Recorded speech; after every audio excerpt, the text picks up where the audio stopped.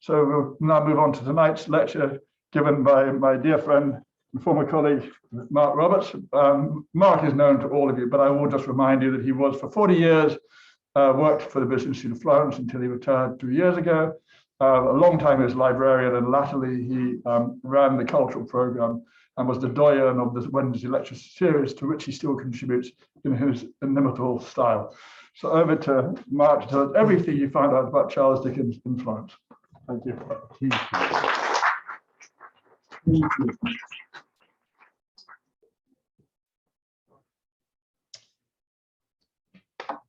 Florence. See where it lies before us in a sun-lighted valley, bright with the winding Arno, and shut in by swelling hills, its domes and towers and palaces rising from the rich country in a glittering heap and shining in the sun like gold. With these remarkable and ecstatic words, Charles Dickens gives us his first impressions of Florence, which he saw during his tour of Italy in the spring of 1845. He did not, as it happened, spend very long in the city, nor did he write a great deal about it. So I have decided to include in this talk rather more background material than might otherwise have been necessary. But I do not think that any of you will mind about that, because the early life of Charles Dickens is of the greatest interest. He was born in this house in Landport, near Portsmouth, on the 7th of February, 1812, to John Dickens, an extravagant and improvident clerk in the Navy Pay Office, and his pretty young wife, Elizabeth, who was also improvident and extravagant. Charles's earliest memories were romping with his elder sister, Fanny, in the tiny back garden of their house, clutching something to eat in his hand, a piece of bread and jam perhaps, or a bun with currants in the middle. The family's tottering finances made it necessary for them to move house fairly frequently. In 1817, they decamped to Chatham in Kent. John Dickens was an indulgent and loving father, though not a very responsible one. He would take his little son to visit the Leather Bottle opposite the church, a clean and commodious village alehouse, whose low-roof parlor was furnished with a large number of high-backed, leather-cushioned chairs. On longer excursions, they might visit Rochester and contemplate the idyllic view from the parapet of the bridge over the Medway.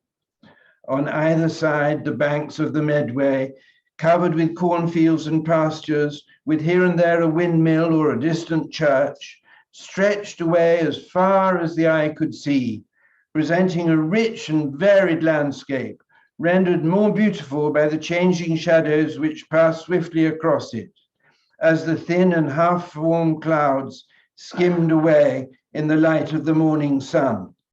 The river, reflecting the clear blue of the sky, glistened and sparkled as it flowed noiselessly on, and the oars of the fishermen dipped into the water with a clear and liquid sound. Little Charles had a teenage nurse called Mary Weller, who liked to tell him frightening stories of the raw head and bloody bones variety. After singing a hymn as she put him to bed, Mary would settle down to tell him a story that left him so terrified that he could not move, except to shudder for the fear that gripped him, and he could not sleep for the horrifying images that seethed in his brain. When he recalled these nightmarish stories in later life, Dickens made them sound permeated with wonderful grotesque humor. But at the time, he was not aware of the humor, only of the terror, as his nurse worked up the atmosphere by clawing the air with her hands while she emitted unearthly groans in the darkened bedroom. There was the tale of the black cat, a disagreeable feline that prowled about at night in search of the blood of children, and with a special and burning thirst for the blood of Master Dickens. There was the famous history of Captain Murderer, whose mission was matrimony and the gratification of a cannibal appetite with tender brides.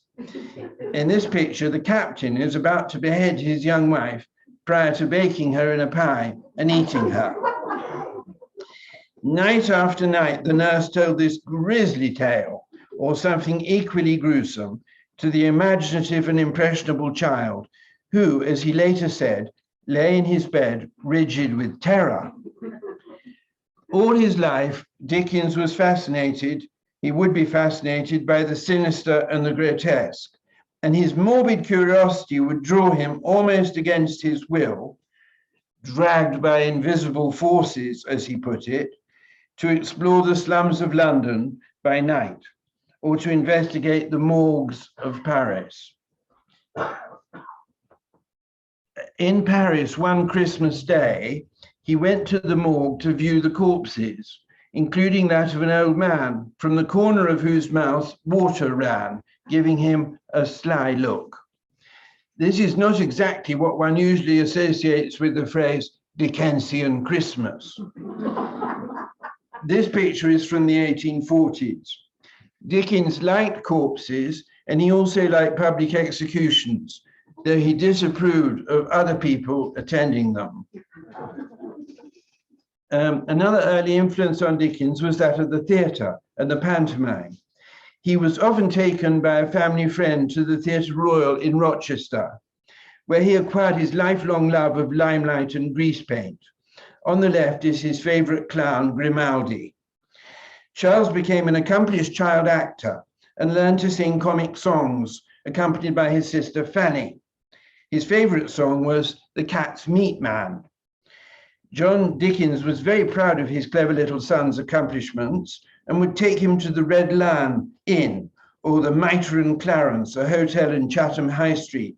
Standing on a table, Master Dickens would regale the company to loud applause, and afterwards he would have salmon and fowl and be tipped. His favorite song began, "Down in the street cries the cat's meat man, Fango Dango with his barrow and can." And I have some pictures of the cat's meat man, who sold not cat meat, but meat for cats. John Dickens had a special way of talking that was extremely prolix and circumlocutory. For instance, he would not say, "I do not think that he will live long," but "I must express my tendency to believe that his longevity is, to say the least of it, extremely problematical." Charles was amused by this, and writing to a friend years later about the departure of a good physician, he said, "We are very sorry to lose the benefit of his advice, or, as my father would say, to be deprived to a certain extent of the concomitant advantages, whatever they may be, resulting from his medical skill, insofar as that may be so considered." John Dickens's conversational idiosyncrasies form the basis of Mr. Micawber's distinctive speech patterns in David Copperfield. As well as being verbose, Mr. Micawber suffered from what he called some temporary embarrassments of a pecuniary nature. And so too did John Dickens. In the spring of 1821, the family moved yet again into a much smaller house in the lower part of town. It was cramped and whitewashed, and the nurse, Mary Weller, recalled that after moving, there were no such parties as had been held in the previous larger house. Charles attended first a horrid dame school, then a better school run by a kind and educated dissenter, William Giles, aged 23. He remained a cheerful and contented child, despite his night terrors, and he read a great deal. "Little Charles was a terrible boy to read," Mary Weller recalled, meaning that he read a lot. By now, he had got beyond fairy stories and chapbooks, and one by one, he devoured. You see how carefully I've been putting together this PowerPoint for you. He devoured the masterpieces of the previous century: Roderick Random, Tom Jones, Robinson Crusoe, Peregrine Pickle, Humphrey Clinker, and the Vicar and Wakefield, as well as Gil Blas and Don Quixote. All this reading fed his imagination and gave him a sure command of English prose. Perhaps his favorite book of all was The Arabian Nights, also known as The Thousand Nights and a Night. Late in 1822, John Dickens was transferred to London. His finances were more than usually wobbly, and he was constrained to sell off the silver and the household furniture. In this photograph, we see what looked like personal belongings turned out into the street in the aftermath of an eviction. Charles stayed behind in Chatham to finish the school term, and then went by coach, and he would never forget the smell of wet straw inside the coach, he being the only passenger, to join his family in Camden Town, London, where they were living in a small semi-detached house in Bayham Street, rented for £22 a year. There were only 4 rooms, plus a basement and a garret, and by now the Dickenses had 6 children. Fanny obtained a scholarship to the Royal Academy of Music.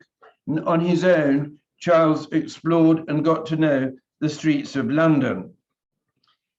In February 1824, John Dickens was bundled into the Marshalsea Debtors Prison under the Insolvent Debtors Act of 1813 because he owed £40 and 10 shillings to a Camden Town baker called James Carr. Before long, he was joined in prison by his wife and 4 younger children, while Charles lodged with a Mrs. Roylance, a family friend. John Dickens's cell in the Marshalsea was very small, hardly big enough for him, let alone for his wife and children, but at least they could be all together there. Luckily, the Naval Pay Office continued to pay John's salary, so they were all able to eat. The debtors themselves were not allowed out. They were not allowed to leave the building, but their families could come and go freely during the hours of daylight. For his whole life, Dickens would be obsessed with prisons and imprisonment. Several chapters of Little Dorrit are set inside the Marshalsea, and this photograph shows the courtyard long after it was no longer used as a prison. There was now no chance of Charles going back to school. To assist the family finances, his parents found him a job in Warren's blacking factory at Hungerford Stairs. The 12-year-old would be paid 6 shillings a week for a 12-hour day from 8 in the morning till 8 at night, with an hour off for dinner and half an hour for tea. His parents thought the money was rather good and the hours not unreasonable. Charles felt that he had been sentenced to death. In later life, he told nobody about this episode, not even his wife and children, except his friend and biographer, John Forster, who set out the details as they had been recounted to him by Dickens. The blacking warehouse was the last house on the left-hand side of the way at Old Hungerford Stairs. It was a crazy, tumble-down old house, abutting, of course, on the river and literally overrun with rats. Its wainscoted rooms and its rotten floors and staircase, and the old grey rats swarming down in the cellars, and the sound of their squeaking and scuffling coming up the stairs at all times, and the dirt and decay of the place rise up visibly before me as if I were there again. The counting house was on the first floor, looking over the coal barges and the river. There was a recess in it in which I was to sit and work. Well, Charles's work consisted of attaching 2 different kinds of paper to each jar of blacking paste with string, and then pasting on a printed label. He repeated this simple but boring action many hundreds of times a day. No words can express the secret agony of my soul My whole nature was penetrated with grief and humiliation. He wrote in an autobiographical fragment that he could not bring himself to publish. This very Dickensian image of Charles in the blacking factory, the site of which is now covered by Charing Cross railway station, first appeared in 1904. In April 1824, John Dickens inherited a sum of money and was able to pay off his creditors and be released from the debtors' prison. Charles naturally hoped that he would be allowed back to school, but no such development occurred, and he continued with his loathsome, monotonous, and repetitious work. Meanwhile, his employers were doing rather well, and the factory was moved into more salubrious premises at the corner of Chandos Street and Bedford Street. Here, Charles and the other boys worked in full view of the public, a circumstance that his father found humiliating. So he complained to the company, which promptly sacked Charles. His mother was not at all pleased and tried to have her son reinstated. This seemed to Charles the foulest treachery. I never afterwards forgot, I never shall forget, I never can forget that my mother was warm for having me sent back. But John Dickens was determined that whatever the cost, Charles should continue his education, causing tears of gratitude to well up in Charles's eyes. The school chosen was Wellington House Academy on the corner of Granby Street and Mornington Place. It turned out not to be a very good choice. In David Copperfield, there's a description of the schoolroom. I see it now, a long room with 3 long rows of desks. I had tremendous difficulty finding a picture to illustrate this passage. And I'm sorry, but the schoolroom here is not long and it hasn't got any pegs. And I think the schoolmaster is a woman. Bristling all around with pegs for hats and slates. There is a strange, unwholesome smell upon the room, like mildewed corduroys, sweet apples wanting air, and rotten books. I hope that none of his schoolmasters was as cruel and disagreeable as Wackford Squares of Dotheboys Hall in Nicholas Nickleby. The boys kept bees and mice as pets. One of his fellow pupils later wrote, "My recollection of Dickens is of a rather short, stout, jolly-looking boy, very fresh-coloured and full of fun, and given to laugh immoderately without any apparent sufficient reason." This school did not last, however, for in the spring of 1827, the Dickens family were evicted from their home, and Charles had to leave Wellington House in order to find a job. Through a family connection, he was offered a clerkship in a firm of solicitors, Messrs. Ellis and Blackmore of Holborn Court, Gray's Inn. Although called a clerk, he was really just an office boy. His wages were 10 shillings and 6pence a week. His legal experience gave Dickens a healthy contempt for lawyers and the operations of the law. Lawyers appear in nearly all of his novels, and they are not heroes. He was popular with the other clerks and made them laugh with his comic songs and brilliant mimicry. From a high window, the clerks amused themselves by dropping cherry stones onto the heads of passers-by.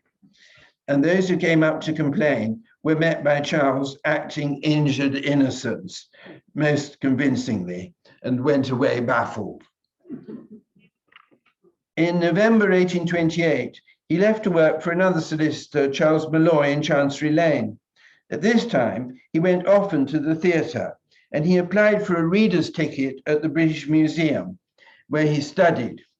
He taught himself Thomas Gurney's system of shorthand, and after 18 months with the solicitors, left to become a freelance reporter. It normally took 3 years of study and practice with the Gurney method in order to achieve the target of 140 words per minute. But Charles managed it in only 3 months. For nearly 4 years, he reported legal proceedings at Doctors' Commons, which was what he called the place where they grant marriage licenses to lovesick couples and divorces to unfaithful ones.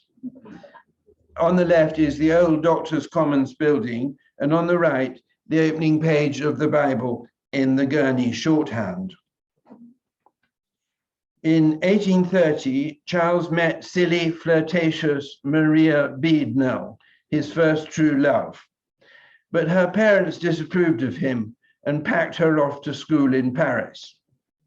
She reappeared much later in his life, fat and frumpy and amorous, rather like Flora Finching in Little Dorrit. His maternal uncle got him a job on the Mirror of Parliament, an early rival to Hansard, and he started working in the old House of Commons in 1832, aged 20. The more he got to know Parliament, the more he hated and despised it. In one of his sketches, he wrote, "Take one look around you and retire.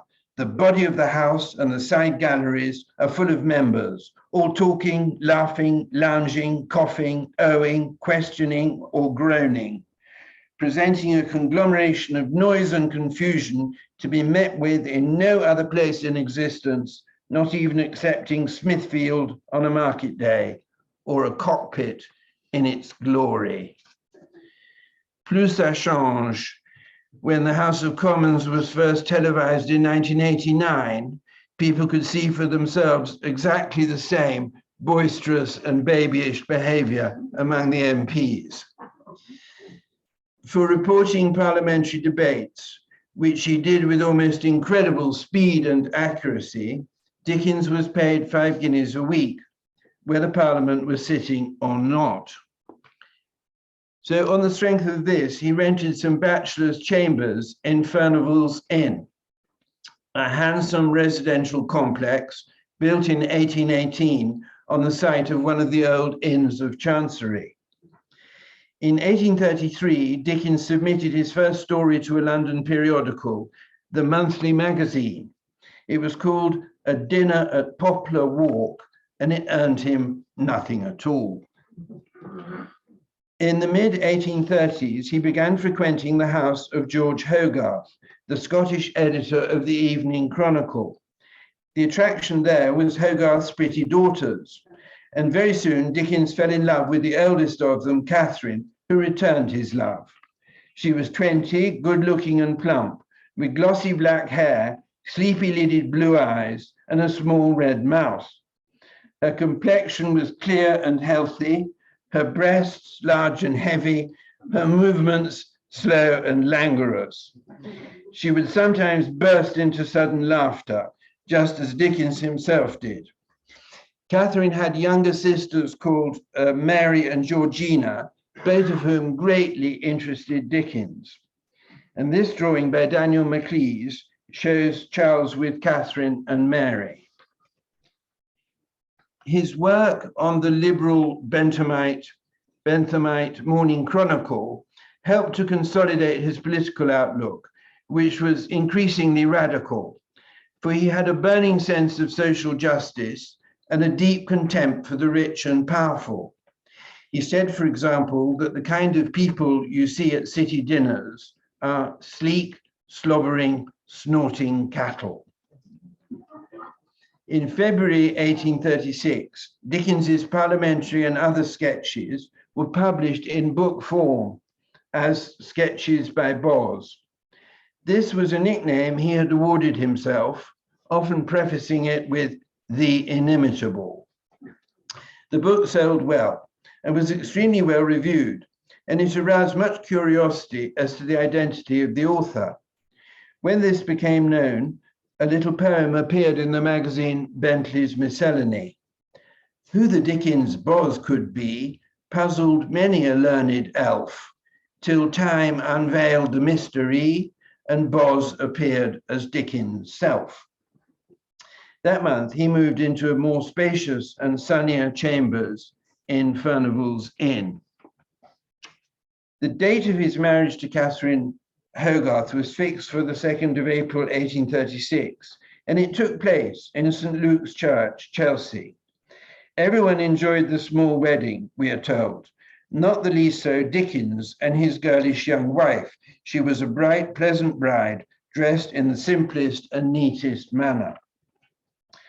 After their brief honeymoon near Chatham, when Charles and Catherine were alone together for the first and last time in their lives, Catherine's 16-year-old sister Mary came to live with them in Furnival's Inn.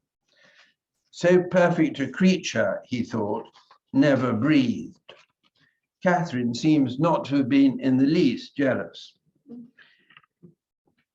A few weeks before his marriage, Dickens had written to the publishers Chapman and Hall to tell them that he had begun work on his first novel, The Posthumous Papers of the Pickwick Club, to give it its full title. The original idea had been to provide a sort of linking commentary to the pictures, but in his newfound confidence and exultation, Dickens forged ahead with the story, his illustrator limping along behind. As each installment appeared, the comical adventures of Samuel Pickwick and his friends began to catch the public imagination. With the appearance of the Cockney humorist Sam Weller in the fourth installment, sales really took off, and they were soon approaching 40,000 a month. Pickwick became a household name the length and breadth of the country. There was a good deal of spin-off merchandise, Pickwick hats, Pickwick canes, Pickwick cigars, even Pickwick furnishing fabrics. There were Pickwick almanacs and books of Sam Weller jokes. Working men clubbed together to purchase a shilling installment so that it could be read aloud to them. Judges read it surreptitiously in court. Mary Russell Mitford wrote, "It is fun, London life, but with nothing unpleasant. A lady might read it aloud. All the boys and girls talk his fun, the boys in the streets, yet they who are of the highest taste like it most." It became a publishing phenomenon. A tourist in Egypt found the name Pickwick scratched on one of the pyramids. "If I were to live 100 years and write 3 novels in each," Dickens wrote to his publishers, "I should never be so proud of any of them as I am of Pickwick, feeling as I do that it has made its own way, and hoping, as I must own I do hope, that long after my hand is as withered as the pen it held, Pickwick will be found on many a dusty shelf with many a better work." His old schoolmaster, William Giles, sent him a present of a silver snuff box engraved to the inimitable Boz. Meanwhile, he had started writing Oliver Twist, a completely different sort of novel, which was being published in monthly installments in Bentley's Miscellany. The young Queen Victoria read both books and stayed up until midnight to discuss them. Oliver, she found excessively interesting. She tried on many later occasions to invite him to visit her, but he always stoutly refused, until the very last year of his life, 1870, when they had a brief meeting. Just 9 months after the wedding, Catherine gave birth to a boy, who was christened Charles early in 1837. This was a happy time, and Dickens celebrated his rising fortunes by moving into a 3-story house with 12 rooms in Doughty Street off Gray's Inn Road. At that time, Doughty Street was a private road with a gate at each end operated by a liveried flunkey wearing a gold-laced hat and a mulberry-colored coat with the Doughty arms on its buttons. The happiness was shattered on the 7th of May that year when Catherine's younger sister Mary suffered a heart attack and died in Dickens's arms. It is likely that Mary had had scarlet fever as a child, which would have weakened her heart. "You cannot conceive the misery in which this dreadful event has plunged us," Dickens wrote to her maternal grandfather. "Since our marriage, she has been the grace and life of our home, the admired of all for her beauty and excellence. He took a ring from her finger and wore it for the rest of his life. Such was his agony of mind that he could not work, and the May instalment of Pickwick had to be skipped, as too did the June instalment of Oliver. He promised himself that when he died, he would be buried next to Mary in Kensal Green Cemetery, though in the event this proved impossible. On black-edged writing paper, he poured out his heart to his correspondents. I have lost the dearest friend I ever had. Words cannot describe the pride I felt in her and the devoted attachment I bore her. She had not a single fault. I solemnly believe that so perfect a creature never breathed. I knew her inmost heart. She had not a fault. Mary seems to have been quite an ordinary girl, but her idealized image influenced Dickens's treatment of several of his later heroines, such as Amy Dorrit from Little Dorrit or Little Nell from The Old Curiosity Shop. Amy's goodness shines forth from her pale, transparent face, while Nell is a creature fresh from the hand of God. This idealization of young, beautiful, and virginal girls is something highly characteristic of Dickens and something that has put off many of his modern readers. Oscar Wilde, it is said, remarked that one would need to have a heart of stone to read The Death of Little Nell without laughing. Catherine, seen on the left, would bear Dickens 10 children, but her sedate and placid temperament was not really suited to his rollicking and restless one. He loved extremely long walks, for example, whereas she detested them. Their marriage lasted 22 years, after which Dickens unceremoniously exchanged her for a younger model, the actress Ellen Ternan, aged 18. Catherine and Charles did not divorce in order to avoid public scandal. Ellen, seen on the right, was retained as a secret mistress. This is what people mean when they talk about Victorian hypocrisy. But all this was far in the future. In December 1839, the family moved into larger premises at No. 1 Devonshire Terrace, near Regent's Park. It had a decent-sized wall garden, a library, and a dining room splendid with ornamental columns. Over the next few years, Dickens, now at the height of his fame and success as an author, produced 4 more novels: Nicholas Nickleby, The Old Curiosity Shop, Barnaby Rudge, and Martin Chuzzlewit. As well as his literary children, he fathered 4 more human ones: Mary, Catherine, Walter, and Francis. Extra children meant extra expenses, and it was the comparative failure of Martin Chuzzlewit that made Dickens decide in the spring of 1844 to cross the Channel and live abroad for a year or so, which he thought would be a good deal cheaper than staying in England. In preparation for the voyage, both Dickens and his wife took lessons in Italian.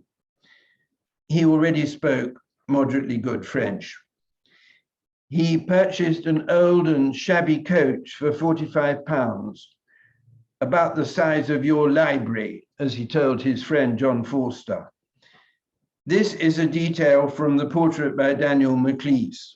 The eyes, according to Forster, are wonderfully beaming with intellect and running over with humor and cheerfulness.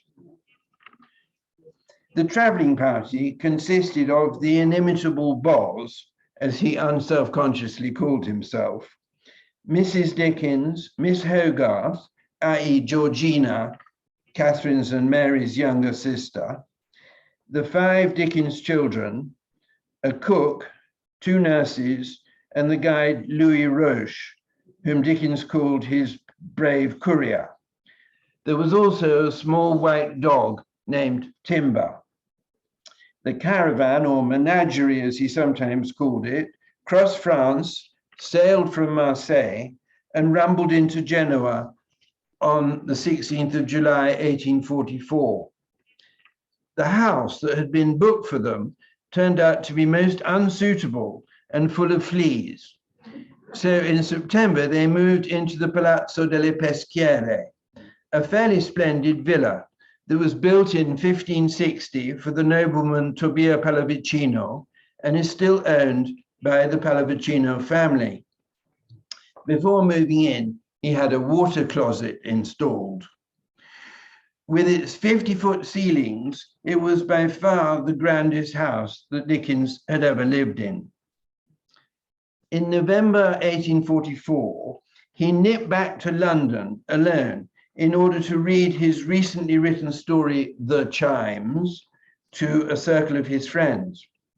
A famous drawing by Daniel Maclise shows Dickens, his head surrounded by rays of celestial light, reading the story aloud to a number of friends, all of whom are labeled. The Chimes is the second of Dickens's 5 Christmas stories after A Christmas Carol, and he intended it as a blow for the poor. His audience, we are told, alternately roared with laughter and wept buckets. This experience gave him a taste for reading aloud and led to the public readings of his works that were to play such a large part in his later life, and indeed of his death.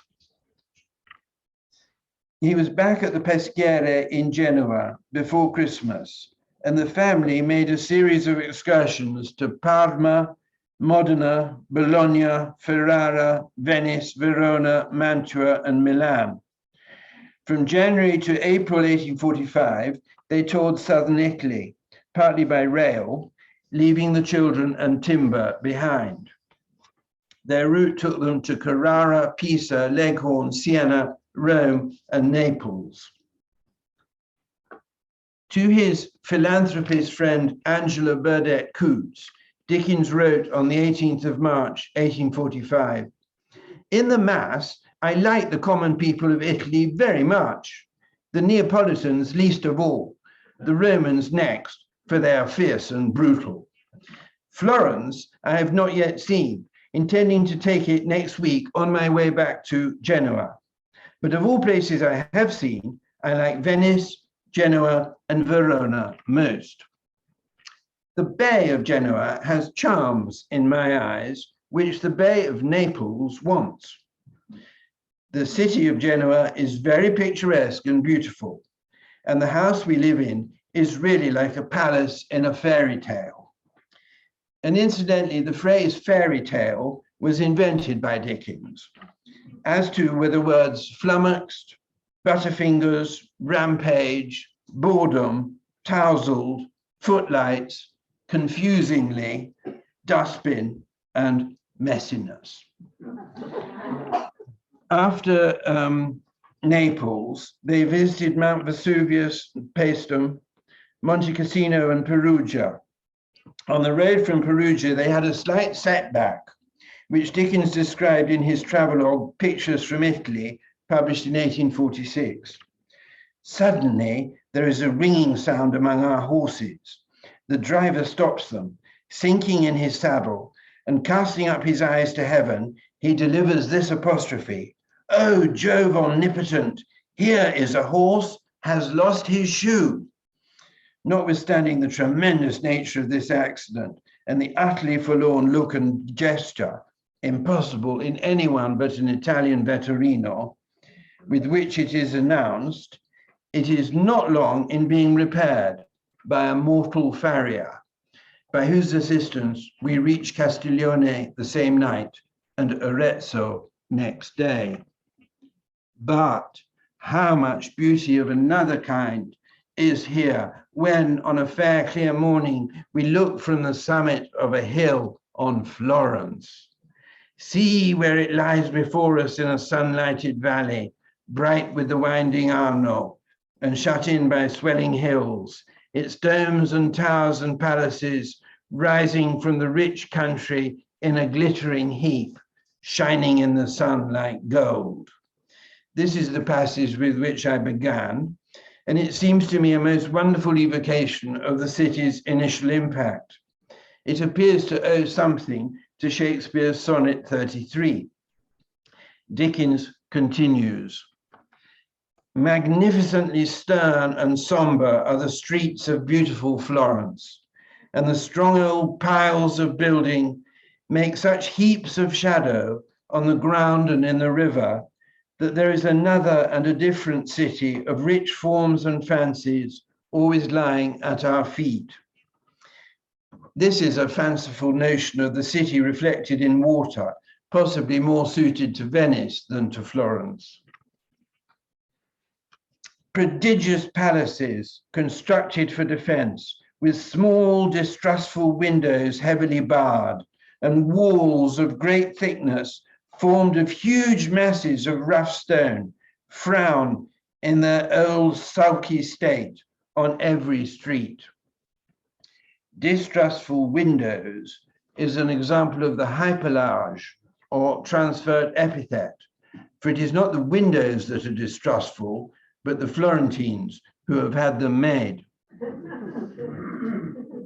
While he was in Florence, staying at the Grand Hotel Royal de l'Arnaud on the Lungano Acciaioli, now destroyed, Dickens called at least two houses frequented by the English, the Casa Berti, in what is now Via San Giuseppe, where Frances Trollope lived with her son Thomas Adolphus, and Palazzo del Pugliese in Via dei Seragli, the home of Lord and Lady Holland. His visit to the Trollopes is recorded in Thomas Adolphus's autobiography, What I Remember, published in 1887. One morning in Casa Berti, my mother was most agreeably surprised by a card brought in to her with Mr. and Mrs. Charles Dickens on it. We had been among his heartiest admirers from the earliest days of Pickwick. I don't think we had happened to see the sketches by Boz. It was with the greatest curiosity and interest that we saw the creator of all this enjoyment enter in the flesh. We were at first disappointed and disposed to imagine that there must be some mistake. No, that is not the man who wrote Pickwick. What we saw was a dandified, pretty boy-looking sort of figure, singularly young, looking, I thought, with a slight flavor of the whippersnapper genus of humanity. Thomas Adolphus then quotes Thomas Carlyle, who also described Dickens's appearance at this time. He is a fine little fellow, Boz, I think, clear blue intelligent eyes, eyebrows that he arches amazingly, large, protrusive, rather loose mouth, a face of most extreme mobility, which he shuttles about, eyebrows, eyes, mouth, and all, in a very singular manner when speaking. Contradicting Carlyle, Thomas Adolphus says that Dickens's eyes were not blue, but hazel, and that he was not a little fellow, but quite a robust one. He remarks on Dickens's laugh. His laugh was brimful of enjoyment. There was a peculiar humorous protest in it when recounting or hearing anything absurd, as who should say, "'Pon my soul, this is too ridiculous." Dickens became good friends with Thomas Adolphus, and in later years frequently met him in London. The other house that the Dickenses visited was Palazzo del Pugliese, also known as Palazzo Bagnani Ferroni. Henry Edward Fox, 4th Baron Holland, succeeded to his father's title in 1840. He had joined the diplomatic service aged 29, and from 1839 until 1846, he was British minister to the Grand Ducal Court of Tuscany. He was married to Mary Augusta, daughter of the 8th Earl of Coventry. Like the earlier minister, Sir Horace Mann, Lord Holland entertained English visitors in his home, Palazzo del Pugliese, a large building on the corner of Via dei Seragli and Borgo Sanfrediano. Thomas Adolphus Trollope thought Lord Holland one of the most amusing talkers I ever knew. John Ruskin dined with him on the 12th of June, 1845, and superciliously described him as a little of the exquisite, but I dare say amiable enough in his way. Ruskin did, however, admire the house. Nice cool rooms after dinner, open every way, vines and geraniums coming up from the floor and all over the ceiling, birds, fish, fountains, everything that can flutter and splash, and orange garden below. Dickens had known the Hollands since 1838, and old Lady Holland had written about him. We have had the author of Oliver Twist here. He is a young man, very unobtrusive, yet not shy, intelligent in countenance, and altogether prepossessing. Lord Holland had been born at Holland House, an enormous early Jacobean mansion in Kensington, London, that was destroyed by German incendiary bombs in September 1940. It gave its name to the Holland House Circle, a sparkling assembly of Whig politicians and intellectuals. An anecdote connected with the place might almost have been invented by Dickens. A youth invited to spend a whole holiday at Holland House was told that he might have what he liked for dinner. Wise beyond his years, he chose duck and green peas with an apricot tart to follow. My boy, said Lord Holland, if in all the important questions of your life you decide as wisely as you have decided now, you will be a great and good man.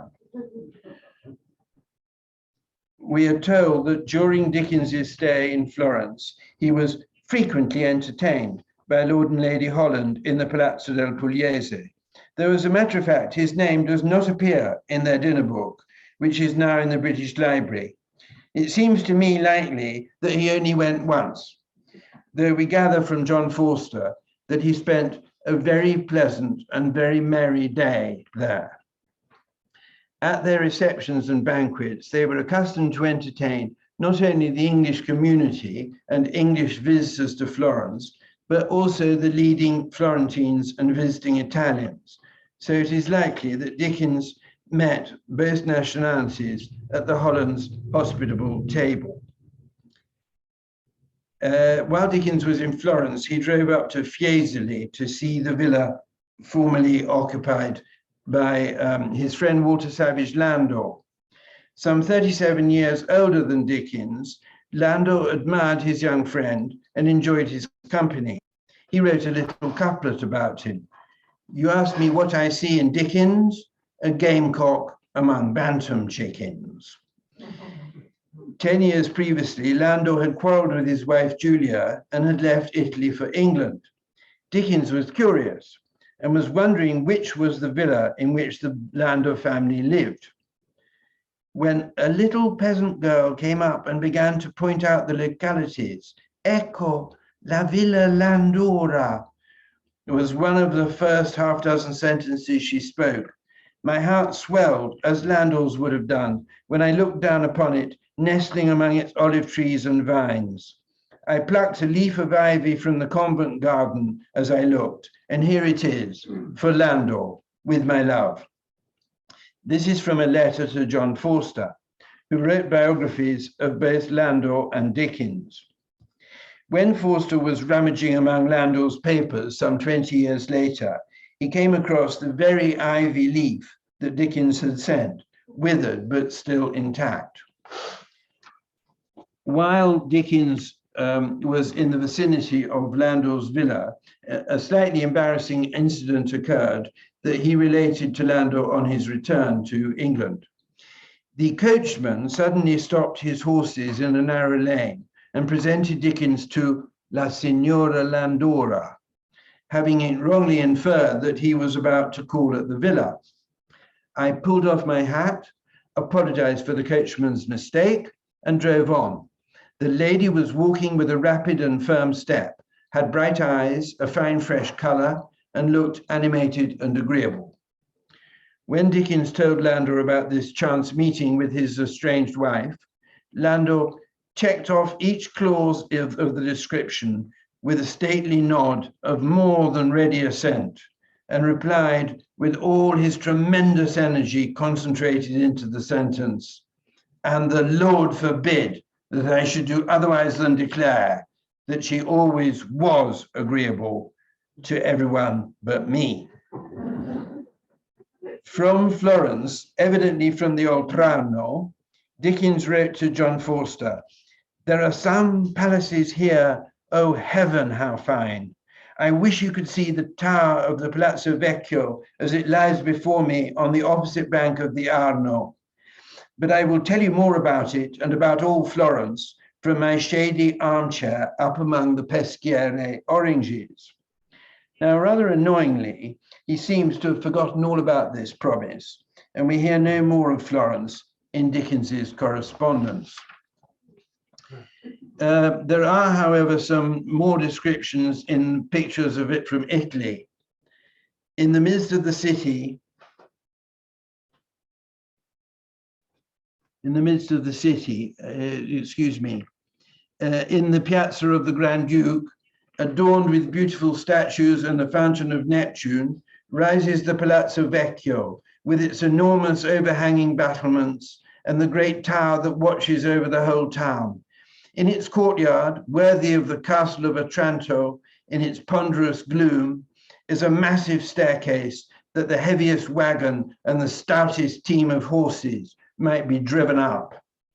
Within it is a grand saloon, faded and tarnished in its stately decorations, but recording yet in pictures on its walls the triumphs of the Medici and the wars of the old Florentine people.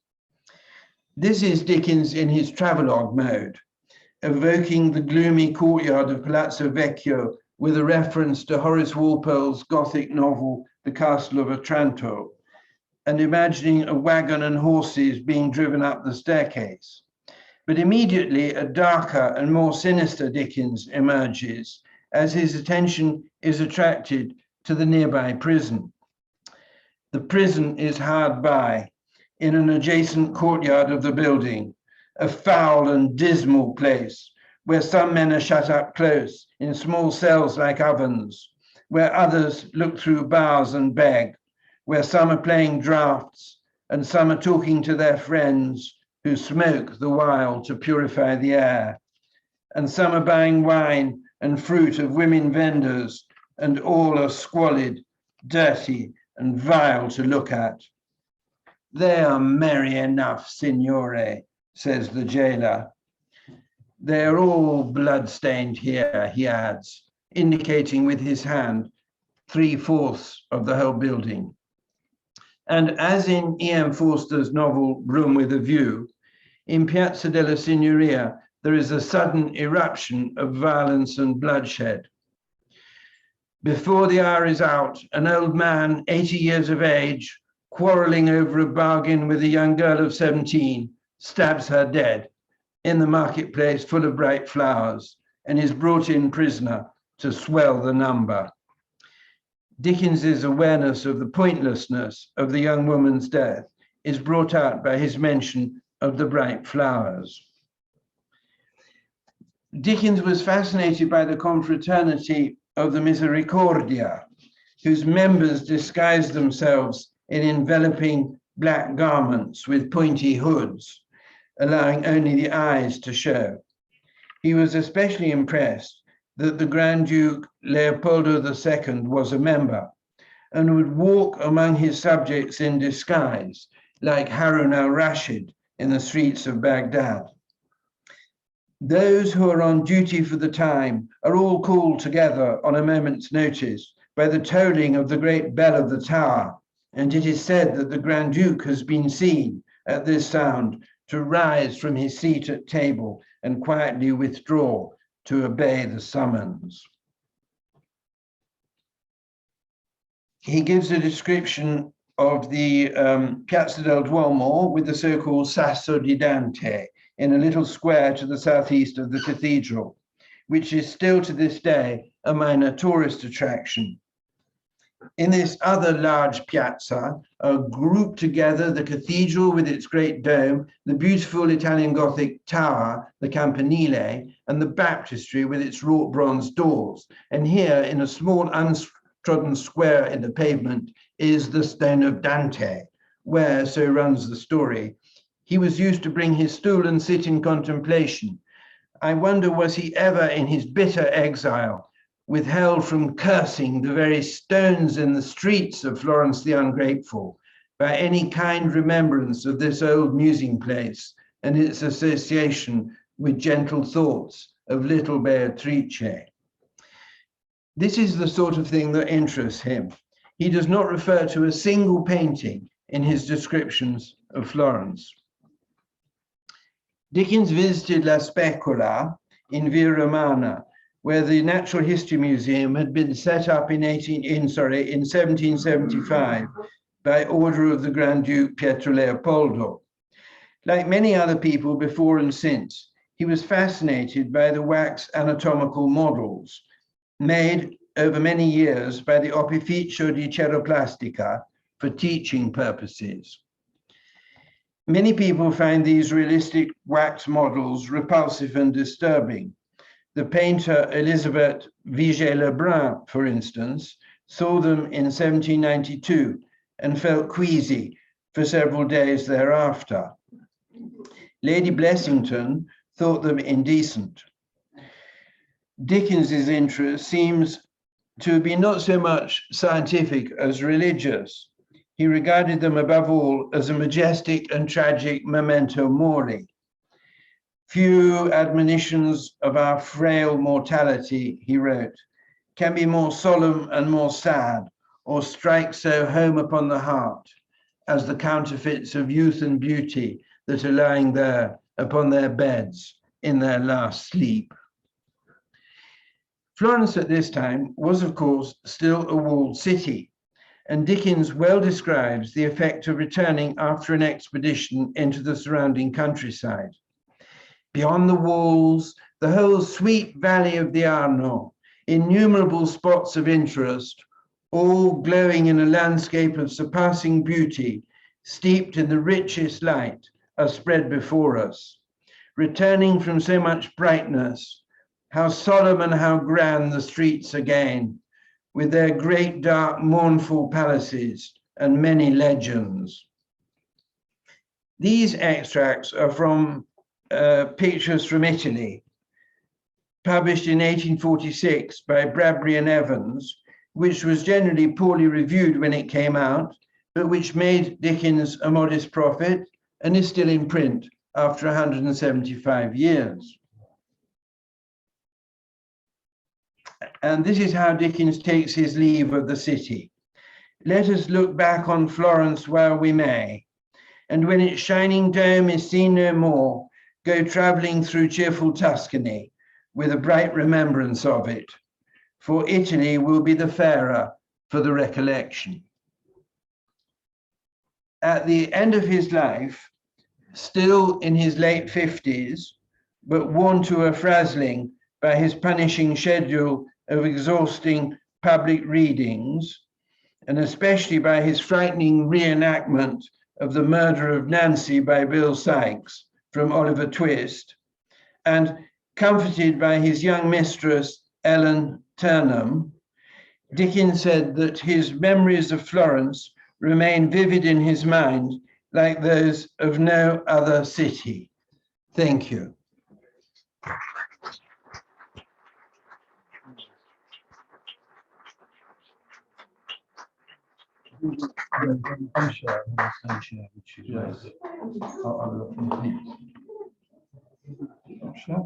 That brings people. Okay, thank you very much, Mark. That was fascinating. Huge amount about Dickens and a little bit about Florence as well. So you did deliver on the title in the end. That was fine. As always, we now invite questions and comments. If you're in the room and you want to speak, raise your hand and I'll bring the microphone to you. If you're on the Zoom, you can either put something in the chat or else unmute yourself and speak to us. We can see you, if you put your camera on, we can see you on the big screen in the room. There is one in the chat, which is, was George Cruikshank always his illustrator and how did they meet? Sorry? Was George Cruikshank always Dickens's illustrator and how did they meet? Yes, well, this is a question about George Cruikshank. My understanding is he was not the first, but the second illustrator. The first one was rather unbalanced and committed suicide at the very beginning of Pickwick, and George Cruikshank was brought in to replace him, and turned out to be a huge success. And then their names were linked. So, anyone in the room want to make a contribution? Okay, I'll bring you the microphone. Thank you for your lecture, Mark. You haven't lost your touch. You put so much into that lecture, so much detail. It's amazing. Thank you. Thank you. Thank you. I'm sorry there wasn't more about Florence, but then there isn't. There isn't. I think I found out what I could. Yes, as we said in the blurb, you found out everything that was to be found out. So there you go. Anyone from the Zoom want to unmute and say something? We got another one in the chat. I just thank you, Mark, for a wonderful, meticulously researched lecture and exquisite illustrations. More fan mail. We have one at the back of the room. I'll bring you the microphone.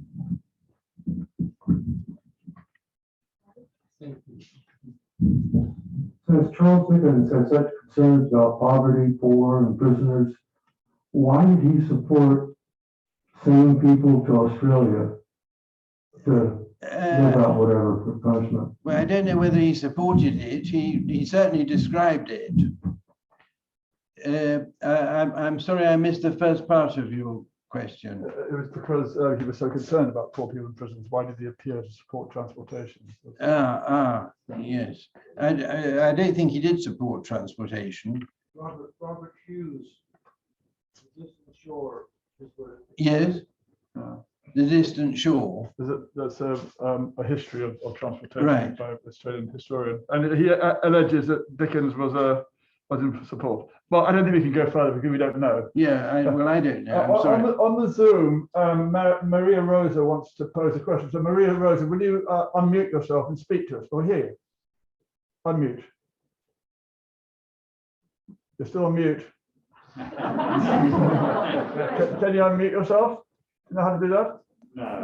Yeah, there you are. Okay. Thank you. It didn't give me the permission. And hello, Mark. Thank you for this beautiful speech of this afternoon. I have a curiosity about the choice of the names of that Dickens normally puts in his novels, something like Martin Chuzzlewit or Uriah Heep for all. Do you have any intelligence about that? I mean, do you know why he chooses so often so improbable names? Well, yes, that's an interesting question. I think he did take a huge amount of effort. He made a huge effort to choose names that would in some way express the character. This was a choice of his. It's not realistic, but you mentioned Martin Chuzzlewit. Yeah, Chuzzlewit. There's a letter in which he tries out on his correspondent the variations on that name, and he finally alights on Chuzzlewit, but he tries all several other ones, and it obviously meant a lot to him. Uriah Heep is another one. Well, I think that's a wonderful name, Uriah Heep, doesn't it? It conveys something of the character. Thank you. I'm just going to intervene for my weekly reminder to those people on the Zoom that if you have enjoyed the talk and wish to contribute to supporting the continuation of our Wednesday lecture series, just make a donation of whatever size is comfortable to the Just Giving link, which Sarah will put in the chat now. I've got another question in the room.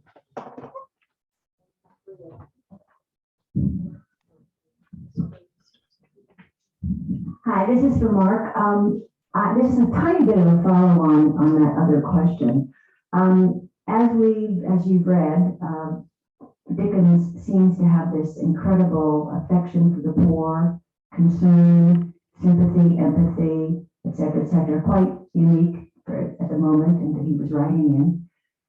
What are your thoughts about his relationship to his wife, which I have read was absolutely disastrous? He was a womanizer. He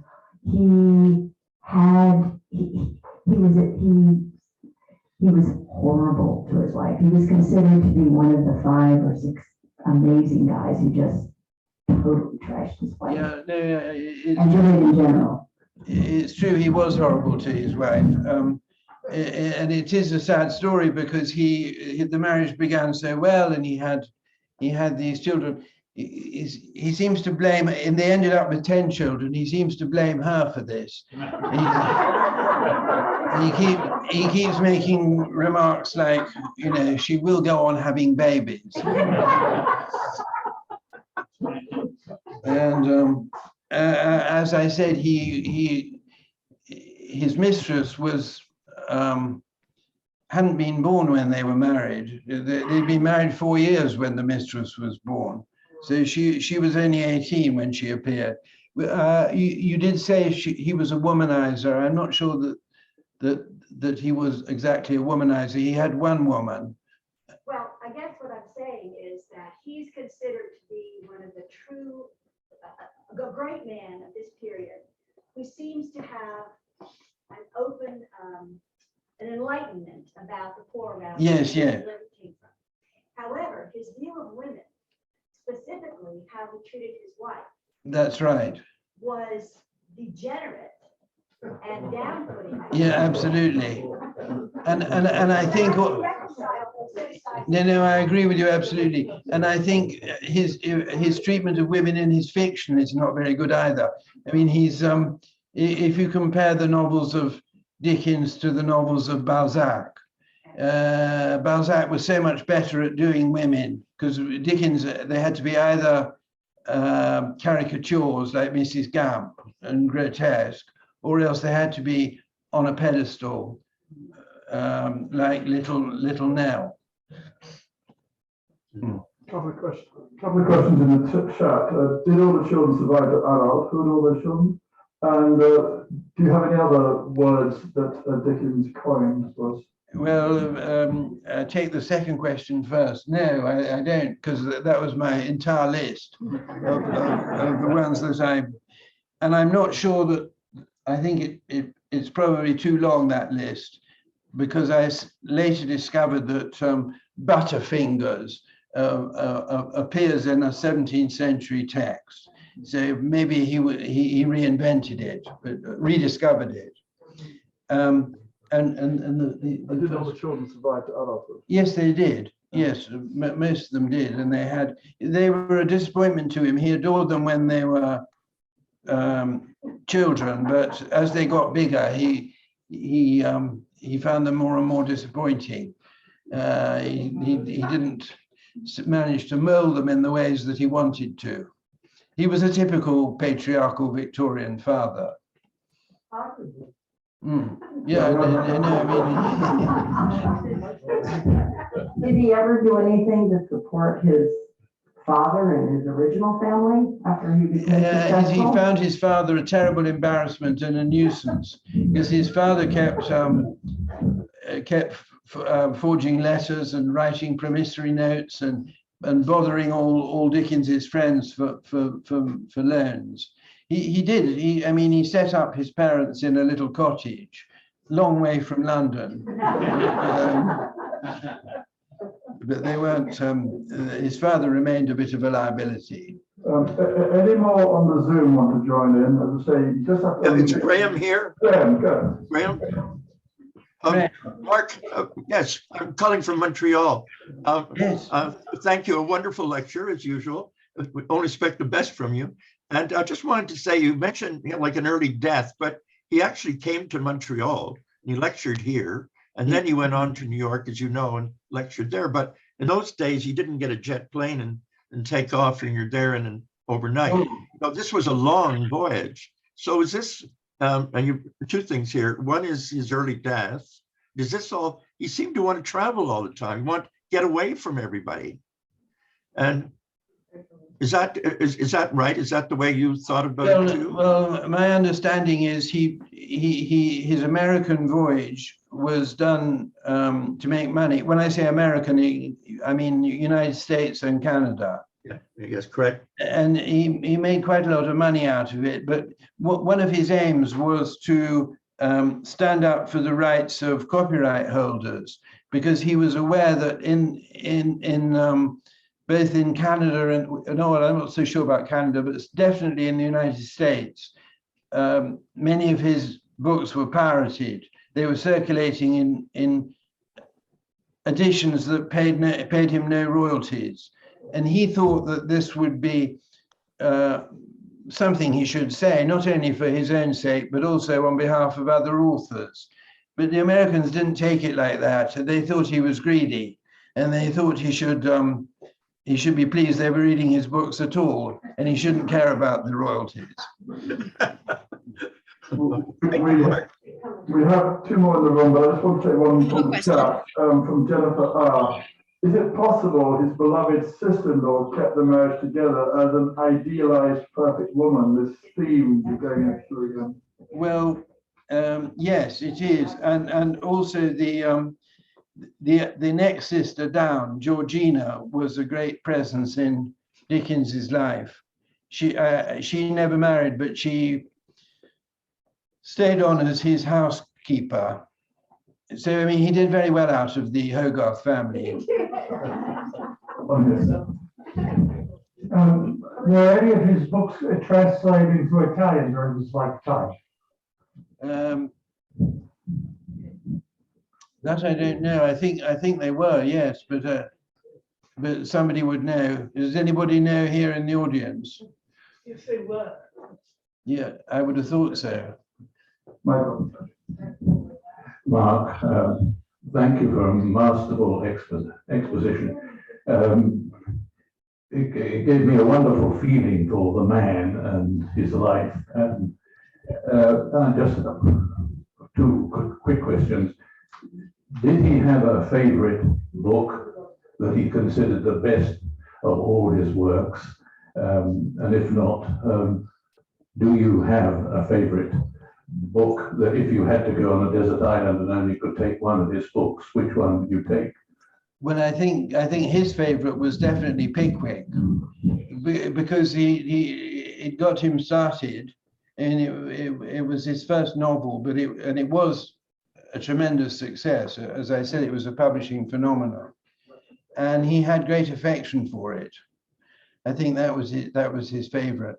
My own personal one that I like best is Little Dorrit, but I mean, I haven't read them all, I must say. Does anyone on the Zoom want to come in before we do another one in the room? Edward, Yes, I wondered. Hello, Marco. That was brilliant as ever. I just wondered if I wasn't maybe not being concentrating, but did you mention, because you quoted Thomas Adolphus, did you mention that his second wife was the sister of Dickens's mistress, Ellen? Yeah, no, I didn't mention that, but it's true that Thomas Adolphus Trollope, after his first wife died, married Fanny Ternan, who was the sister of Dickens's mistress, which is that was quite remarkable, and it probably brought them together more. Though Dickens had to keep his Ternan well under wraps. You know, he was highly embarrassed when he had this train crash, and she was in the compartment with him. Luckily, neither of them were hurt, but he had to pretend that she was elsewhere. Didn't she leave a ring or something? Lost a ring or something on the train? Didn't that identify her or something? I forget. Something happened. Yeah, could be. Yeah. Anyway, fantastic lecture, vintage. Robert. Thank you, Edward. Yeah. Okay. Okay, I'm a little bit embarrassed here, surrounded by all English people, and I'm an English and Italian teacher of English.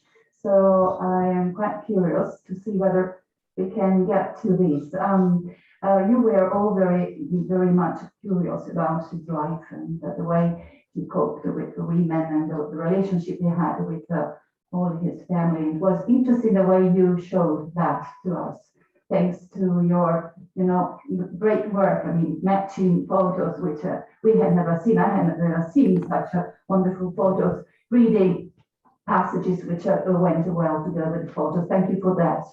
And the question is this: In our literature, when we teach English and we talked about some Charles Dickens, many are the issues that we can get through.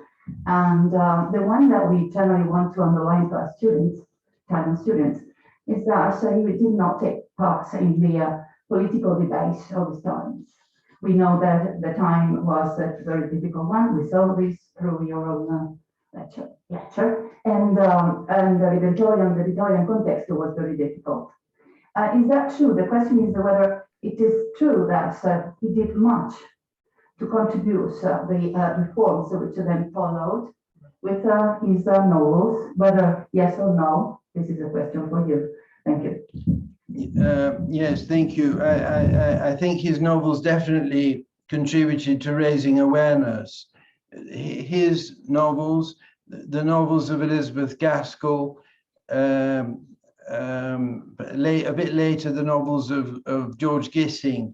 I mean, these are people writers who express social concerns in their novels, and they definitely had an effect on public opinion. But he never wanted to go directly into politics. I think his early experience as a parliamentary reporter put him off, just as he was put off the law by working as a solicitor's clerk. I think unless anyone on the Zoom is desperate to join in, I think we're just about done. We've gone well past the hour, which is absolutely fine. So I think it just remains for me to, on behalf of everyone, to thank Mark very much indeed for a most fascinating talk. He's coming back again in the spring to talk to us about Henry James and Sargent in Florence. So we continue our 19th century literary adventures in the city. But meanwhile, just on behalf of everyone, thank you very much, Mark. Thank you. Thank you, Mark, from Dennis Lee. And we'll say goodbye to the Zoomers. I'm afraid the people in the room, we are currently not allowed to serve wine because of the national COVID regulations. Deeply regret that, because it's always a fun part of the evening to be able to have a chat over a glass of wine. But you can still stay and chat, but just no wine. Sorry, so you're not missing out this time, Zoomers, but look forward to seeing you all back here in Florence when you can make it. Thank you, Mark. See you all next week. The meme was there. Bye. It was there all the time. Yeah, but on the board, it was there.